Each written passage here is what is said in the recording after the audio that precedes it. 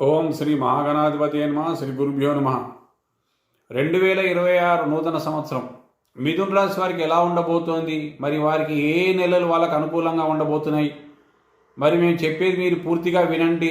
ఛానల్ని సబ్స్క్రైబ్ చేయండి. మిథున రాశి వారికి మార్చ్, ఏప్రిల్, మే, జూన్, సెప్టెంబర్, అక్టోబర్, డిసెంబర్ ఈ నెలలో సంపూర్ణమైన ఫలితాలు వీళ్ళు పొందబోతున్నారు.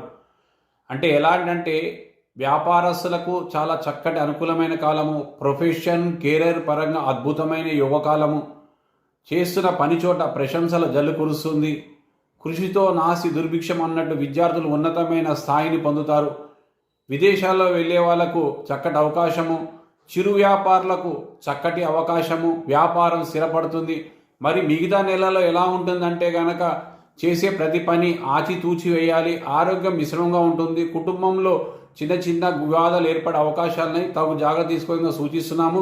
ఇది కేవలము చంద్రగోచారమే. లగ్నాత్ గంగ దశ బాగుంటే విశేషమైన యోగ ఫలితాలు అందుతాయి.